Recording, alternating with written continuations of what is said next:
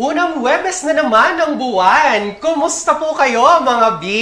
6th episode na natin po ngayon ng ating episode dito po sa BHW Me. At syempre, every episode, hiling po namin na marami po kayong matutunan sa ating mga resources at sa ating ginagawang usapan. Tama ka dyan, Doc Mon. Lalo na ako, Doc. Marami talaga ako natututunan sa bawat episode ng BHW Me. This is another day, another episode, and another opportunity to stay healthy. Ako po si Noel. Yes naman, Ma'am Noel. Kaya let's all be healthy dahil sa bagong Pilipinas, bawat buhay ay mahalaga. Kasama ka, BHW Me, be healthy with me. Ayan, Doc. Happy April po sa'yo, Doc. Yes, happy April, Ma'am. Alam mo ba, Doc, tuwing buwan ng April, yearly to, Doc, sineselebrate natin ang World Immunization Week. Wow, tama yan. Actually, Ma'am Noel, immunization, isa yan sa mga favorite ko na usapin, lalo na patungkol sa kalusugan kasi yan yung unang-unang assignment ko nung na-assign ako sa Department of Health. Ayan. So siguro, Doc, marami ka rin experiences tungkol sa immunization campaigns? Oo naman. So marami tayong pinagsamahang mga campaigns, kasama natin yung ating mga, of course, yung mga BHWs, yung ating mga HRH, doctors, nurses sa buong Bicol region at actually buong Pilipinas. Dahil naniniwala tayo actually na ang pagbabakuna ay isang pamamaraan para makapagligtas ng buhay. At actually this year, ang theme ng ating celebration, ng ating Immunization Week ay magpabakuna na! Long life for all, kaya sa Healthy Pilipinas. Ayan, Doc. Kapag may mga ganitong celebration po, kadalasan hina-highlight natin yung mga immunization campaigns, di ba, Doc? Pero sa episode na ito ay babaguhin po natin yon. Ibibida po natin ang mga tao sa likod ng mga programa o immunization campaigns na ito. At ito ang mga BHWs. Ayan, nakakatuwa. Actually, na-excite ako, Ma'am Noel. Kasi title ng show natin, BHW Me. Tapos, alam natin na napakalaki ng role na ginagampanan ng ating mga BHW sa ating community para gawing healthy ang lahat ng mga families na naka-assign sa kanila. Sila actually talaga ang backbone.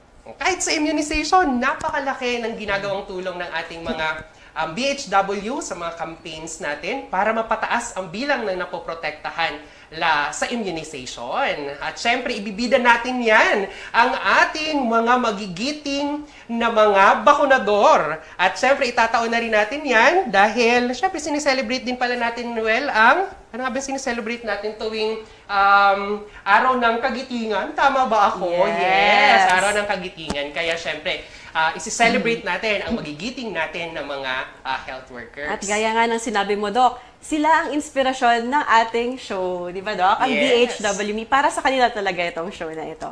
Para sa episode na ito, una nating makakasama si Miss Christine Mirasol Bansil, isang BHW mula sa TV Albay.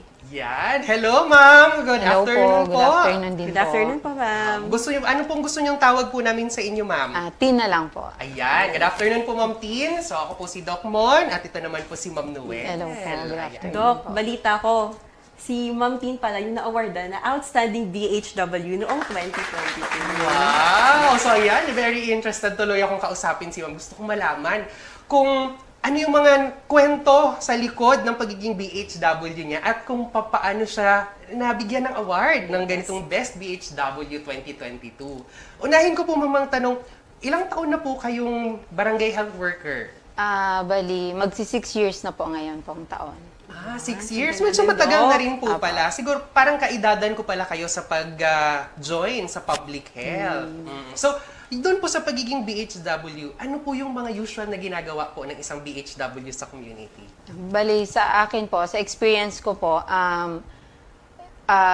bukod po doon sa nag-a-assist kami doon sa mga nurses, tapos isa na rin po doon yung umiikot kami sa community, inaalam namin kung ilan yung population na nasasakupan namin, yung mga household, families, then inaalam din po namin kung ano po yung mga sakit ng mga nasasakupan ko, mga ganon. yung mga bata, kung ilan yung mga bata, yung mga buntis, kung may PWD, senior citizens, mga ganun po. Ayan, so talagang kilalang-kilala ng BHW natin ang mga kasama natin sa community. Ang dami pala nila, Doc, ng mga responsibilities sa community. Oo, actually kapag kasama ko yan sa campaign o ikot kami, tatanungin ko, Ma'am, ilan yung bata sa bahay na to? Sasabihin nila, 4 po yan, Doc. Tapos memorize nila yung mga edad. Ganon kagagaling ang ating mga BHW. So sabi nga ni Ma'am, binibilang, no? Kinikilala ng mga BHW yung community. Chine-check din yung kung may mga may sakit, nakukuha yung services. Opo, din po. Anong barangay ka po, Ma'am Tin, sa TV na assign? Ano po, Lourdes, or national name niya po, Matalibong. Malayo po ba yun, Ma'am Tin? Sa parang sentro? Kailangan mo bang... May kalayuan po. Parang going to Huruan po, yung Huruan Church. Medyo malayo na dinadayo po. May experience po ba kayo na kailangan yung lakarin mula sa, for example, sa isang area going para mapuntahan yung mga bahay nitong aside na families po ninyo? Meron po. Kasi sa akin po, doon sa barangay po namin, ang na-assign po talaga sa akin yung pinakamalaking purok. Tapos meron siya yung parang drilling site. May bahay pa po kasi doon, mataas pa. So inaakyat niyo pa po yun? Opo, kailangan po talaga. Kasi ano meron yung naglalakad lang? May nakakasakay ba kayo ng tricycle? Ano po, yung habal-habal, pwede naman po. Pero pag walang available, talagang lalakarin po. Paano po yun? Pag naglalakad kayo doon, di-bit-bit nyo yung mga vaccine carrier, yung mga... Kailangan po. Kailangan ako. Paano po yun? Kung ganun kalayo, mabigat po ba? Okay naman po, kasi parang ano na yun, nasanay na. Nakasanayan na. Nakasanayan. Para po sa kaalaman ng ating mga tagapanood, hindi po biro, hindi ganong kagaan yung binibit-bit po ng ating mga BHW tuwing po sila ay pupunta sa isang malayong lugar para magbakuna. Kasi kung nakikita nyo po yung mga bit-bit nila na color blue, meron po yung lamang yellow. Di ba po ma'am, may lamang bakuna. Bukod dyan, bit-bit pa yung ating mga eringgilya. At napakadami pang kailangan gamitin para makapagbakuna lamang. Kasabay pa dyan, Doc, yung panahon, no? Minsan mainit, minsan umuulan pa. Kaya dagdag pa yun sa hirap nila. Yes, oo. Matanong ko lang po, Ma'am Tin, ilang oras po ba yung pinakamatagal nyo ng nalakad papunta sa isang area? Siguro mga 1 to 2 hours, mga ganun po. Nako, Ma'am Noel, parang ano na ata yun. Hike na ata ang tawag ko doon, Ma'am Noel. Hindi na ata siya. Simpleng lakad lang. Pero layo po pala talaga. Malayo po talaga kasi yung naka-assign po sa akin. Okay. Umaakyat po ba ng bundok? Or bundok po talaga. Opo. Talagang saludo talaga tayo sa ating mga BHW. Imagine mo yun. Inaakyat nila ang bundok. Bit-bit yung mabibigat ng mga gamit. 1 to 2 hours para lang makapag-deliver ng ating mga kalusugan sa mga kasama natin sa Bicol. Ayan. So, sa tingin ko, Doc, Ma'am Tin, meron ka po ba experience na tumatawid din kayo ng mga rivers, ganyan? Wala naman po rivers. Yung palayan, maputik, yun lang po. Putik lang. Oo. Pag tag-ulan, araw-araw po ba yun yung nilalakad, ang pagtawid, pag-akyat sa bundok? Pag may ano lang naman po, pag may importanteng sadya lang po talaga sa mga ano. Okay. Lalo pag may mga campaigns, mga bakunahan, kailangan mag-measure, magtimba. Yan, ganun po. Wow. So, bilang na sa parte na tayo, Doc, ng mga challenges na pagiging isang BHW, ano naman po, Ma'am Tin, yung mga pinakamasasayang memories mo bilang isang BHW? Para sa akin po, masaya doon yung ganun nga, yung halimbawa pupunta ka doon sa malayo, tapos pagdating mo doon, yung madadatnan mo pong mga tao, ang mga approachable naman po sila. Yung kasi 'di ba, meron ibang lugar na pag pinuntahan mo parang hindi ka patutuloyin. Yung mga pinupuntahan ko naman po, approachable naman po sila. Tsaka sumusunod po sila sa mga binibilin, ganun po. Ayan, so very good pala yung community na napupuntahan. Siguro po, dahil marami din po kayo natutulong sa kanila, kaya wini-welcome din po kayo. Ano? Siguro. Oo naman, Doc. Marami ka talaga sila natutulong, di ba? So, since 6 years na po kayo naging BHW, matagal na po yung 6 years. At doon sa 6 years na yun, dumaan na doon ang pandemic. Di ba? So, napakahirap nung pandemic times natin, yung COVID-19. Ano po yung naging inspirasyon po ninyo? O kaya yung naging tulong po, o naging dahilan, bakit po tinuloy-tuloy niyo po maging BHW? Dahil po sa yung mga tao na pag pinupuntahan mo, tutulungan mo, yun nga, parang approachable sila, tapos yung bang, halimbawa, pagod na pagod ka na, parang bibigyan ka nila ng dahilan para yung parang mawala yung pagod mo. Maging masaya ka lang sa Wow. sa ginagawa. So, talagang kumukuha ka rin ng inspirasyon mismo sa mga tao Opo, na sa mga nasa tao din community po. natin. Oo. And Doc, speaking of pandemic, Ma'am Tin, alam namin medyo mahirap yung naging journey ng mga BHWs and other health workers natin noong pandemic. Ano po ba yung usual niyong na-encounter na mga problema patungkol po sa immunization? For example po, sa COVID-19 vaccination. During COVID-19 vaccination po, ang mahirap lang po doon, yung may mga tao kasi yung parang taliwas yung paniniwala nila sa bakuna. Yung kailangan mo pang yung ulit-ulitin, yung pagpapaliwanag sa kanila kung ano talaga yung importante na makukuha nila, yung mga benepisyo makukuha nila sa bakuna para lamang mapapayag po sila na magpabakuna talaga. Pero napapapayag nyo naman po, ma'am. Nung mga di ba yung bago pa lang parang ayaw pa nila, lalo na yung mga nauso yung mga balita sa mga cellphone, sa mga na, yung parang may mga namamatay. Pero nung sa paulit-ulit na na pagpapaliwanag sa kanila, napapayag naman po. Lahat naman po sila, nagpabakuna naman. Wow! Congratulations! Mukhang magaling mag-explain. Yes, magaling mag-convince si Ma'am Actually, Tin. yan more on kung paano mo din talaga, kung gaano ka-trustful sa iyo yung community mo, di ba? At syempre yung tiyaga ng BHWs natin na paulit-ulit pong nag-i-explain, pinupuntahan, kinukumusta yung ating pong mga kasama sa community. So, saludo po tayo dyan sa efforts na yan, ma'am. Ma'am Tin, matanong ko lang po, ano yung pinaka-memorable part naman ng pagiging BHW? Siguro yung pinaka-memorable doon, yun yung na-awardan ako ng Wow! ng pagiging outstanding. Hindi ko nga alam kung bakit. Basta nalang sabi nila outstanding daw. Oo, siguro po dahil, syempre, baka may nag-dominate sa inyo, sa community, na nakuha sa services po ninyo, mataas ang accomplishment. Nakita po siguro yung dedication ni Ma'am Tin sa community. Ano po ba yung kakaiba ng mga ini-implement po ninyo sa community ninyo, ma'am, na hindi nyo nakikita sa iba? Meron po ba kayong ganoon? Parang wala naman na parang same lang din naman sa mga ginagawa ng iba. Okay. Kaya lang, depende lang talaga siguro sa pakikipagsalamuha mo sa tao, kung paano mo talaga sila mapapapayag sa mga yung sumunod sila sa mga bilin para patungkol sa kalusugan nila. Actually, ang interpretation ko ng sinasabi ni ma'am, ang ginagawa nilang kakaiba is yung interpersonal communication, kung saan talagang hindi mo lang sasabihin kung ano yung kailangan, kakausapin mo talaga, hihingin mo ano ang opinion ng isa, saka mo ipapaliwanag base sa kwento niya. Interpersonal communication yun.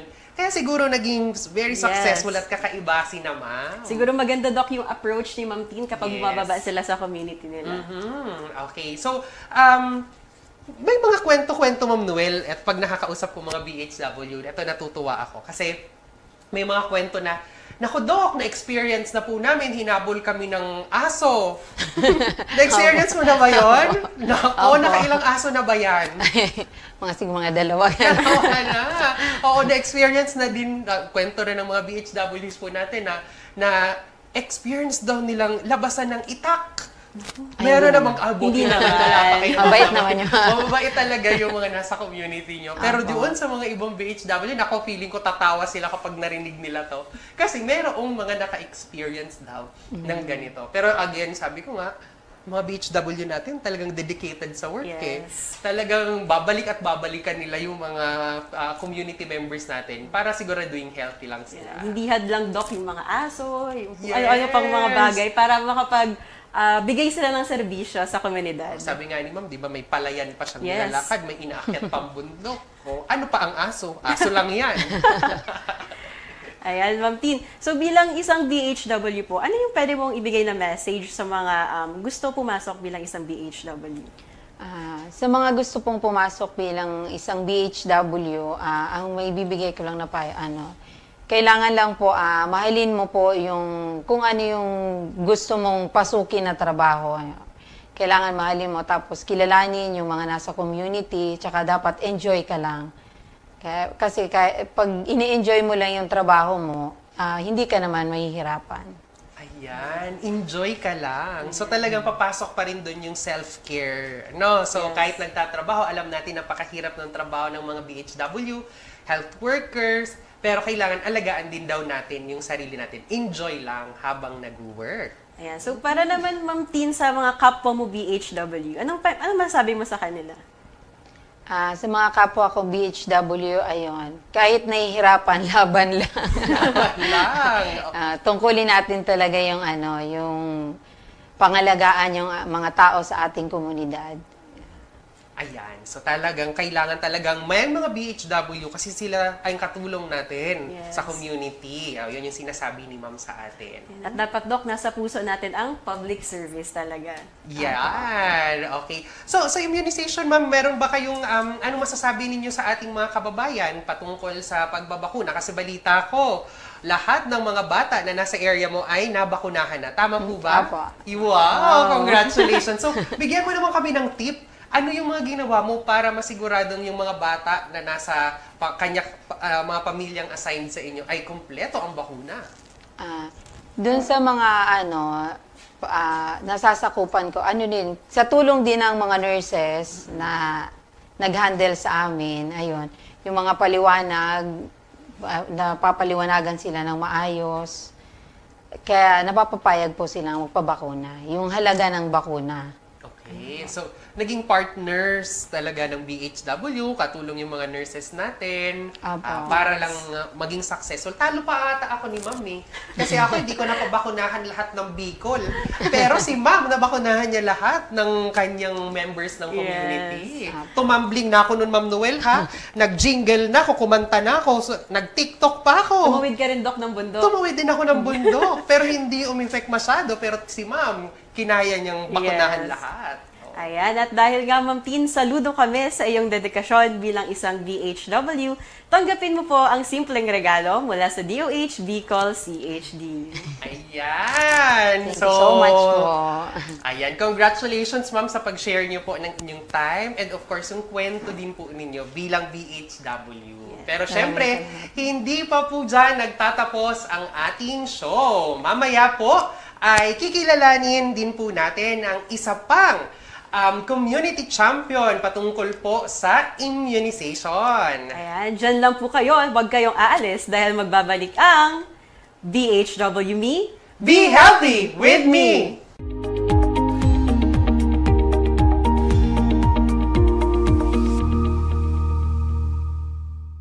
Walang dapat ikabahala. Andito ang mga bakuna para siguraduhin todo ang proteksyon ng ating pamilya. Bakuna ang pinakamainam na panlaban sa mga vaccine-preventable diseases. Sa mahabang panahon, ang bakuna ay napatunayan ng ligtas at epektibo. Para sa karagdagang impormasyon, pumunta na sa pinakamalapit na health center o i-follow na kami sa Facebook. Let's get vaccinated for a healthy Pilipinas. Isang paalala mula sa Department of Health. May mga sakit dyan na pwedeng maiwasan kung mapabakuna si baby. Protektado siya, may bakuna para dyan. Sakit ang maiiwasan, may bakuna para dyan. Kaya mo unahan. May iba't ibang bakuna para sa iba't ibang sakit, tulad ng BCG vaccine kontra tuberculosis. May Hep B vaccine, may bakuna para dyan. May bakuna iiwasan, may bakuna para dyan. Kaya mo unahan. May Beta vaccine para iwas tetano, Hepa B, meningitis, diphtheria. Pangontra rin ito sa pertussis at pulmonya. May OPV at IPV pa ang polio vaccines niya. Ipa-PCV mo na, meningitis at pulmonya. May MMR vaccine ng Tignas, Peke, German measles. Kayang-kaya niyang iwasan dami ng mga diseases. May bakuna para dyan. May bakuna para dyan. Iwasan. May bakuna para dyan. Kaya mo na para dyan.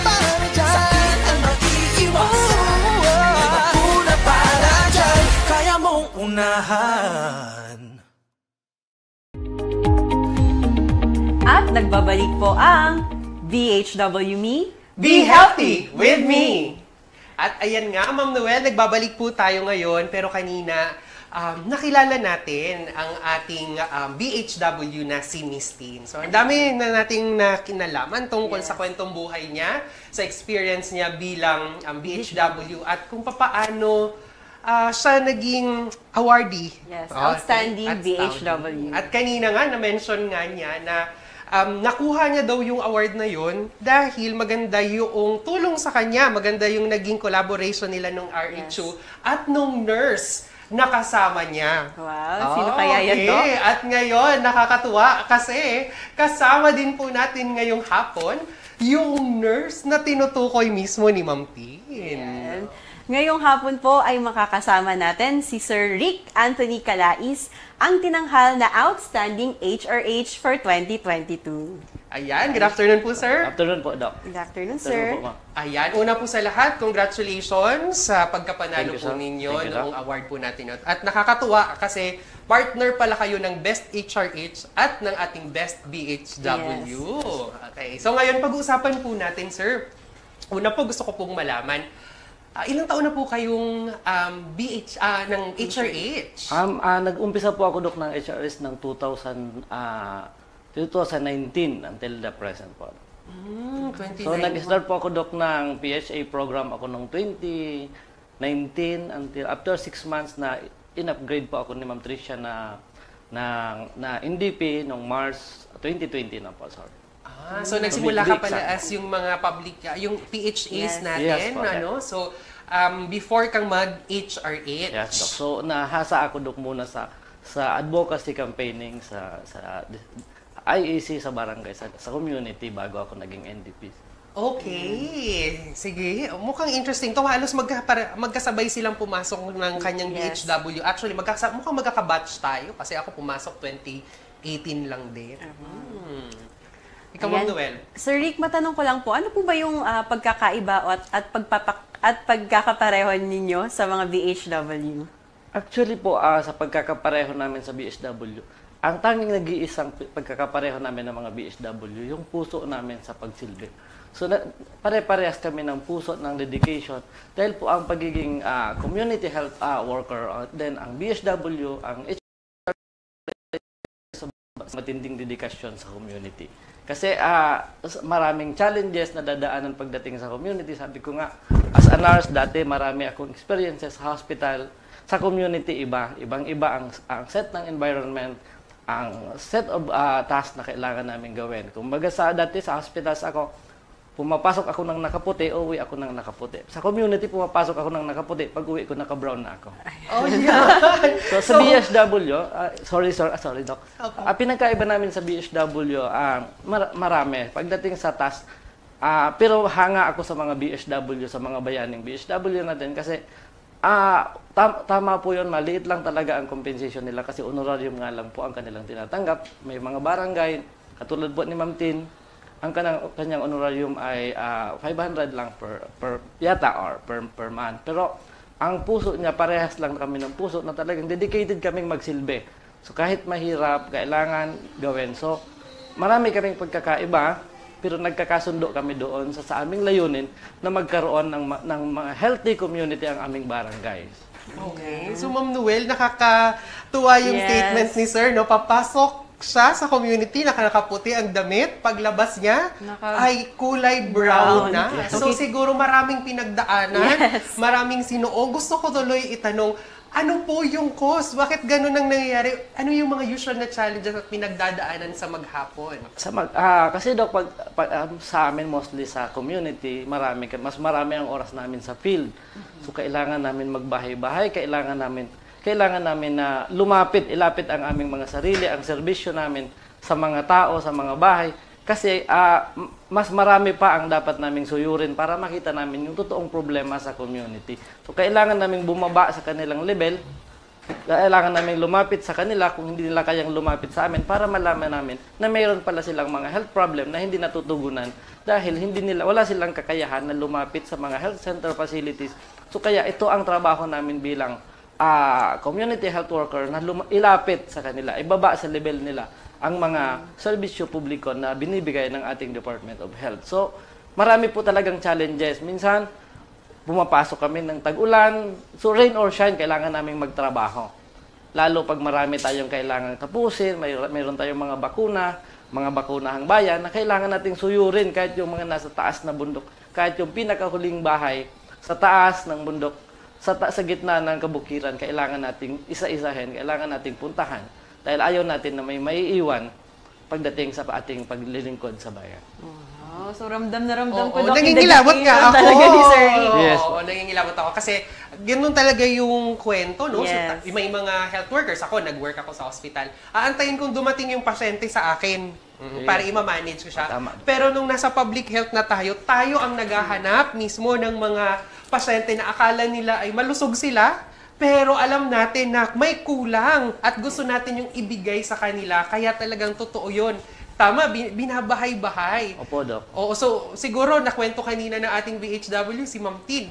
Talagang sinusuong daw niya yung mga Umakyat siya ng bundok. palayan. Yes. Tapos umaakit siya ng bundok. Kaya nagiging brown na yung kulay ng damit ni Sir. Yes po. Doc. Oo, sige. Meron ka bang mga, kasi challenges ito, no? Sa vaccination, ano yung mga na-encounter mo na pinakamatinding challenge sa pagbabakuna? So marami tayong challenges sa pagbabakuna. Unang-una yung ating mga logistics and supplies. Pero mas nahirapan kami pagdating doon sa demand generation. Yung pagpapaliwanag doon sa ating mga recipients, sa mga tao, sa mga magulang ng mga bata, kung bakit kailangan nila ng bakuna. Kasi marami kaming kinakaharap na mga challenges sa barangay, especially doon sa kanilang mga lumang paniniwala. Madalas namin naririnig na, lalong-lalo na yung mga matatanda, yung mga lola mostly ang nagiging sagabal sa aming pagpatupad ng mga bakuna kasi may mga ugali pa kaming nakikita doon sa mga lugar na sinasabi nila bakit bakit dati kami wala namang bakuna. So kailangan namin as a health worker, hindi kami kailangan tumigil. Kailangan namin ipaliwanag na kung bakit nung araw pwedeng walang bakuna, bakit ngayon kailangan na ng bakuna. So kailangan namin, katulad po ng polio, kailangan namin ipaliwanag, nung araw marami kayong makikitang polio. So sunod na kanto, sunod na barangay, may polio case kayong makikita. Pero ngayon wala na kayong nakikitang polio. So kailangan namin ipaliwanag yon na dahil doon sa aming tuloy-tuloy na kampanya ng bakuna, dahil sa pagbibigay namin ng bakuna at pagtanggap nyo ng bakuna, wala na tayong nakikitang polio. So yun pa ang kailangan namin i-conquer yung kanilang mga lumang paniniwala, yung mga kaugalian, mga maling impormasyon, lalo pa po ngayon na usong-uso na ang social media. Maraming kumakalat sa social media, mga wrong informations, mga misleading information katulad ng ating COVID-19. May hinahirapan kami nahirapan kami ipaliwanag kung bakit kailangan natin ng bakuna ng COVID-19. Marami ang hindi tumatanggap kasi maraming mga negative information silang natatanggap. Katulad nung sabi nila, pag sila nagpabakuna, magiging silang zombie. So, ginagawa ko po yun, ipinapaliwanag ko sa kanila bakit kailangan natin tanggapin ang bakuna at hindi totoo yung magiging tayong zombie. Pero ginagawa ko na lang yun sa paraan na mas maiintindihan nila ako. So sabi ko nga, ginagawa ko na lang biro, sabi ko sa kanila, kung tayo magiging zombie dahil sa bakuna, mas magaan na ang buhay natin. Hindi na tayo kailangan maghanap buhay para kumain. Yung lahat na makasalubong mo, pwede mo nang kainin. So, ginagawa ko na lang siyang biro. Pero natatanggap naman nila yung mga, until sa time na nakukuha ko na yung attention, naiintindihan nila kung bakit kailangan natin ang bakuna. Oo. Kailangan talaga natin ipaliwanag. Importante talaga yung pagpapaliwanag at buti napakasisipag po ng ninyo po magpaliwanag. No? Buti Opo, hindi Doc. po kayo nasasabihan na napakakulit nyo po magpaliwanag. Meron na bang Maraming Marami pagkakataon. na. Oo. Napakaraming pagkakataon. Pero sabi ko nga po kanina, hindi tayo pwedeng sumuko. Kailangan natin ituloy. Pag hindi natin nakuha sa unang pagpapaliwanag, balikan natin. Kailangan lang ng follow-up. Oh. So yun pala yung secret ni Sir Rick, Doc, kung paano niya nilabanan o hinarap yung mga challenges na na-experience niya. Sa pagpapaliwanag lang talaga. Yes, dedication. Pero dahil ulit. dyan sa mga paliwanag ni Dr. Mon. Paliwanag. Yung lahat ng aming pinapaliwanag nanggaling kay Dr. Mon. Maraming salamat po dyan, sir. So, Actually, dagdagan ko yung kwento na yun. No? Ako may masaya din akong kwento kasi sir sa vaccination, lalo na yung sa COVID. Kasi nung time na mababa na marami nang ayaw magpabakuna. So, kailangan mong puntahan ng bahay-bahay. So, mismo tayo sa Department of Health, nagbahay-bahay tayo nun para matulungan, ma-explain yung mga bagay. Ang mga kwento na nare-receive namin ay, kasi po, Dok, hindi ko pa naririnig. May mga ganun nang nasabi, hindi ko pa po naririnig, nakikita or wala pang sign galing kay Lord na dapat magpabakuna na ako. Okay, so may mga ganun tayong naririnig na paliwanag. So ang kwento ko at sagot ko sa kanila nun, Ma'am, ako po, sabi ko, taga DOH po ako, taga Legazpi pa po ako. Tapos pumunta ako dito sa iyo sa Sorsogon, sa napakabalayong barangay, 1 hour na pinuntahan namin yung bahay niya para makausap ko lang siya.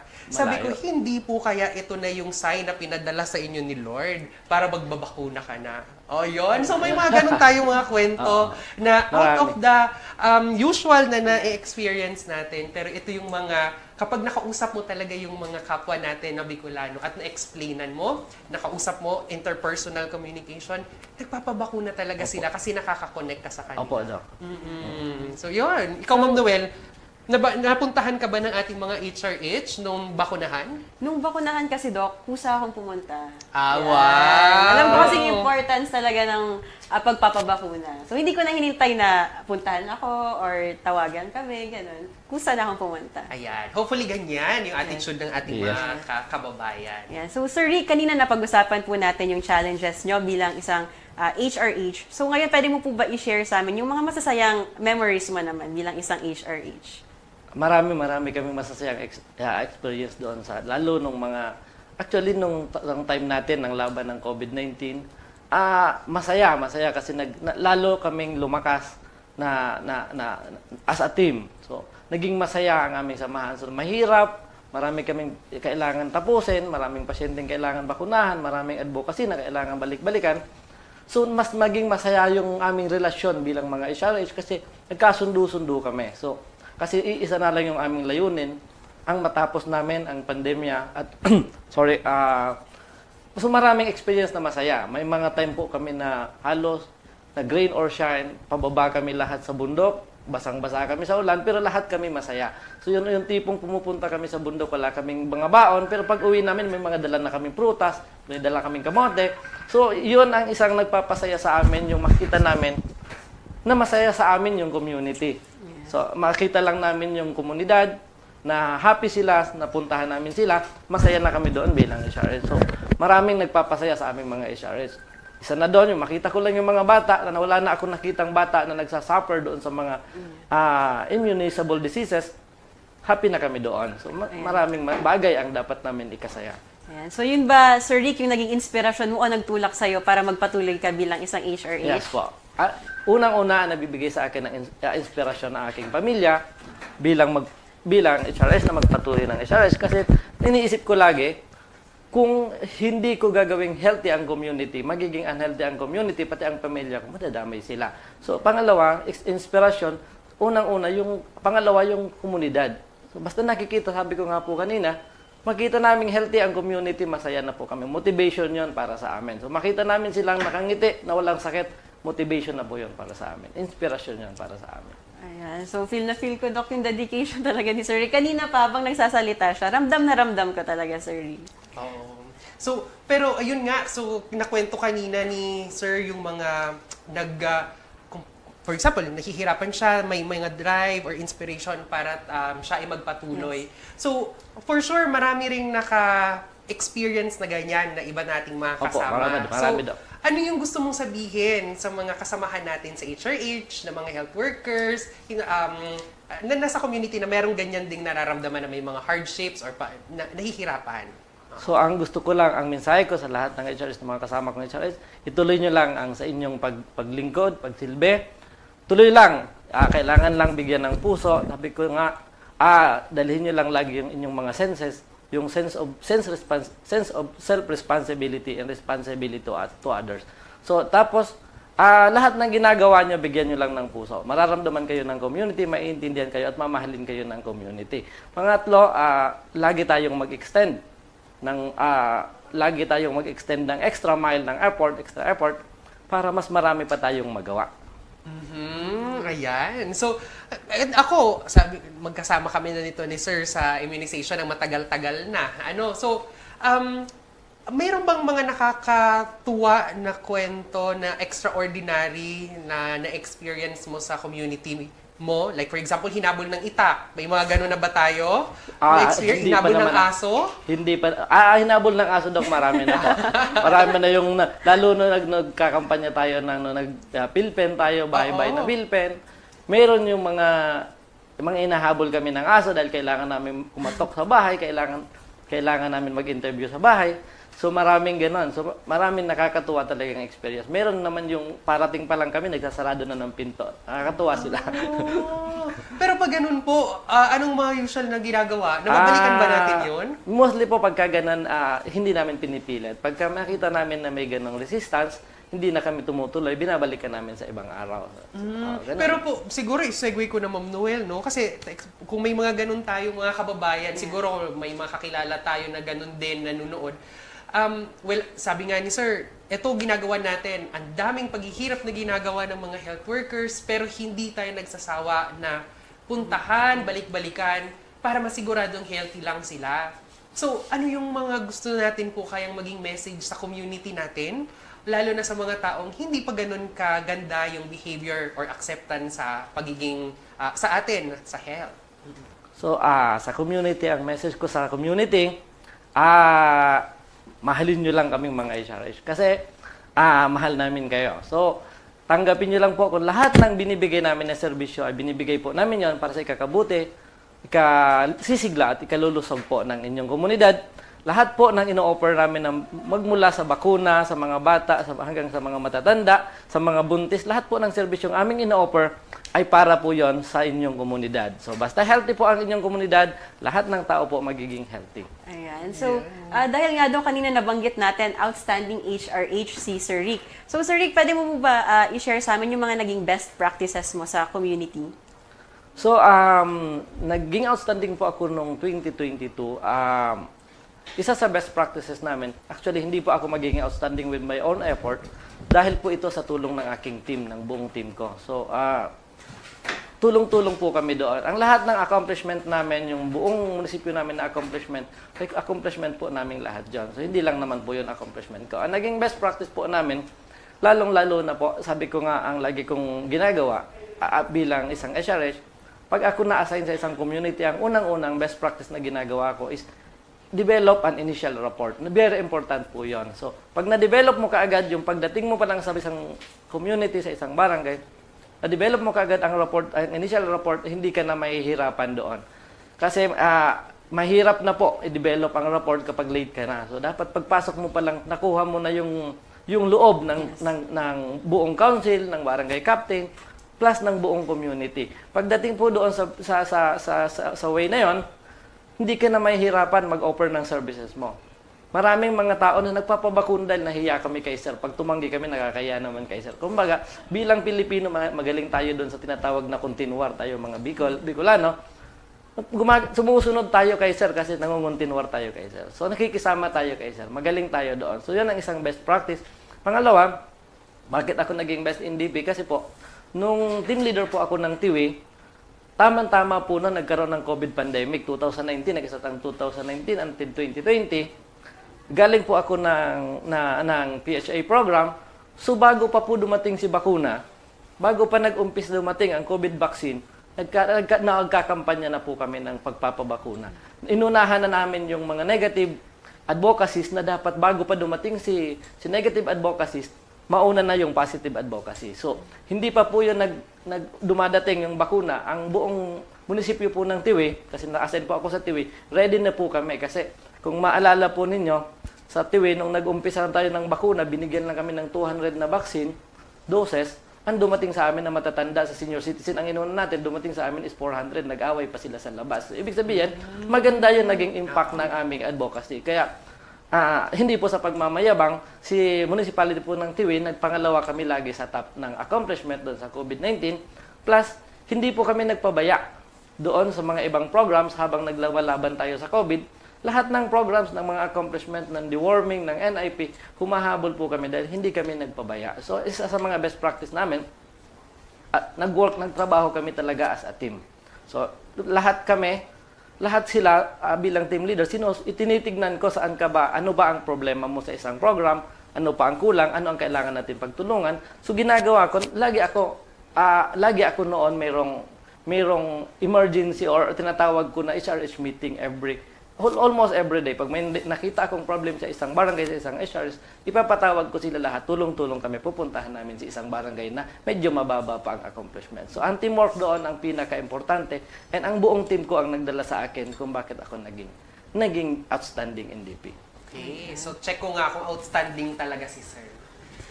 Ilang percent dapat gaano ka kakumbensido na nakakasave ng buhay ang ating mga bakuna? In terms of percent, 100% Doc. Okay. So mukhang kumbensido nga ako. 100%. Kasi may alinlangan tayo sa bakuna. Kami din po, hindi namin ibibigay ang bakuna. So 100%, wala akong alinlangan doon sa bakuna. Ayan. So, tulad ko, 100%. Minsan nga, 101% pa akong kumbensido na nakakasave talaga ang buhay ating mga vaccine. Tama So, po. ayan yung lagi kong sinasabi sa kanila. Ang target namin, 95% na bata bakunahan. Pero ang pinapatarget ko dati sa kanila, 100%. Kasi walang dapat na bata na magkulang ang bakuna. Dapat makumpleto nila Tama yan. po. Oo. Yes. Ayan, Sir Rick. Dahil nga ramdam namin ang dedikasyon mo at serbisyo mo bilang isang HRH, saludo po kami sa iyo at tanggapin mo po ang simpleng regalo mula sa DOH Bicol CHD. Ayan. So ito po ay ang aming Thank pong you. Token para po sa Thank inyo you so pong pag-unlock sa amin at Yes. pag-share of course ng inyong story. At nakakatuwa, Ma'am Noel, no? Bukod sa talagang we are celebrating yung April, no? As World Immunization Week, nag-testimonial si Sir. O kahit ako, sinabi ko na epektibo ang ating mga bakuna at syempre, tayo ay naniniwala na ito ay nakakasave talaga ng ating mga buhay. Actually, kwento ko din siguro kasi, di ba, ang pandemic, di tayo nakakalabas. Pero sir, nung nakabakuna na tayo, Yes, tingnan mo, wala na ulit tayong mga mask ngayon. Opo, Ibig tama. sabihin, umepekto yung ating mga bakuna Correct. at nailigtas yung mga taong dating namamatay nung wala pa ang mga bakuna na binibigay. Opo, Di ba, sir? Ayan. So, siyempre, ngayon naman, okay, so tapos na tayo sa usapan, tapos na tayo sa kwentuhan. Andito naman po tayo sa ating exciting part ng ating programang BHW Me. Ayan, ano bang exciting part na yan, Doc? Siyempre, nandito na tayo sa ating paraffle. So, sa mga hindi po nakakaalam, tayo po ay merong raffle. Ito po ay pamamaraan po natin ng pagpapasalamat sa ating pong mga tagapanood, tagapagsuporta ng ating show dahil regular silang nanonood, nag-interact sila sa atin, nagko-comment, nagbibigay sila ng mga katanungan po nila. So, syempre, ayan na, nandito na ang ating bunutan. Ayan. Sino muna, Doc? Ikaw Sino muna. kayang una? Ikaw muna, Ma'am Noel. Ayan. So, bubunot na ako, Doc. Yes. Ayan. Ang akin pong nabunot ay PCR Albay PPO. Okay, so mga taga-Albay. Yes, mga taga-Albay po Talbay ito, ang Doc. nanalo. Okay? So ako naman, ano bang pinapanalo na? Ano bang pwede nilang makuha, by the way? Pwede sila, Doc, manalo ng DOH Collateral. Collateral. So mamimigay tayo ngayon ng merong mga mugs, meron tayong binibigay na fan, merong Notebooks, payong, yes. notebooks. Ayan, papadala po namin yan sa inyo kapag po kayo ay nabunot. So, ang nabunot ko naman po ay si Neovi Garcia. Hindi ko alam kung tama yung pagkaka-pronounce ko, pero Neove Garcia. Yun po yung nabunot ko naman po. So, magko-coordinate Yes na lang po. po si Ma'am Noel sa inyo para po sa ating po Ayan. mga premyo kung paano nyo po yan makukuha or mapapadala po namin sa inyo. Ayan. Hintayin nyo lamang po yung aking message. Yes. So, kung kayo man po ay merong mga katanungan sa anumang paksa tungkol po sa kalusugan, maaari nyo po yang i-message po sa amin sa pamamagitan po ng aming Facebook page o kaya naman ay i-comment nyo po sa aming mga Facebook Live para po sa mga susunod na pagkakataon ay masagot po natin yan. Ayan. So, next week po, abangan ninyo dahil ang ating topic ay tungkol sa malaria. Kaya, katulad po na sinabi ni Doc Mon, kung kayo ay may mga katanungan, mag-message lamang po kayo sa aming Facebook page. Ayan. So, Ma'am Noel, napaka-inspiring nitong episode po natin ito. Una sa lahat, it's an honor for me na makausap ang ating pong mga bayani, totoong bayani patungkol sa kalusugan sa ating mga community. Alam ko, sila ay dalawa lamang sa napakadaming mga bayani na nandito po sa Bicol Region. At syempre, kinikilabutan ako every time nakakausap ako ng ganitong mga kwento, nakaka-share sila sa akin ng kwento. Kasi it also boosts or ini-inspire din nila ako to do more. Yes. Ayan, nag-agree ako sa'yo dyan. Nakuha, tama ka dyan. Dahil nga po ang ating mga VHWs, HRH, at iba pang mga health workers ay sobrang laki po ng ambag nila sa health promotion para sa pag-achieve ng isang healthy Pilipinas. Ayan, so magkita-kita po ulit tayo sa susunod na linggo, parehong oras at parehong araw. Laging tandaan ng pagiging healthy ay nagsisimula sa ating sarili. Kaya always be healthy para ang ating katawan ay always G. Tama ka dyan, Ma'am Noel. Kaya let us all be healthy. Dahil sa bagong Pilipinas, bawat buhay ay mahalaga. Kaya BHW me, be healthy with me.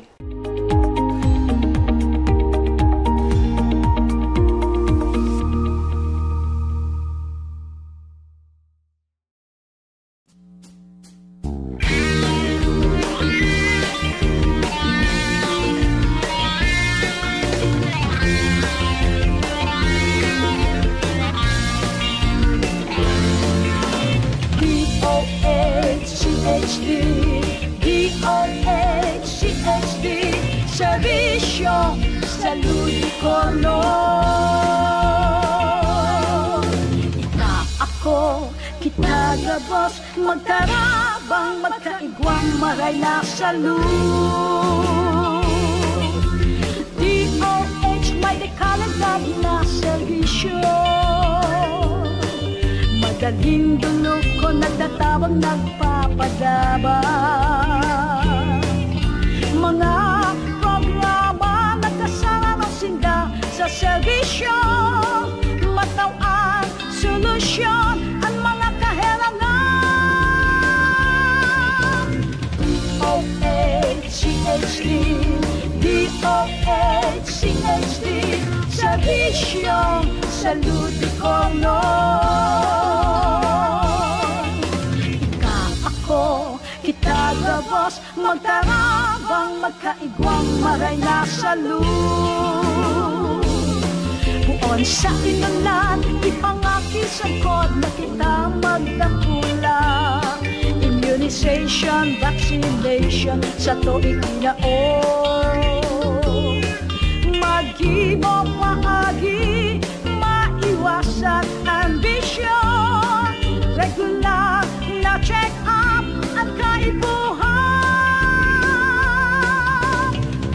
DOH-CHD, DOH-CHD, serbisyo Salud Kono.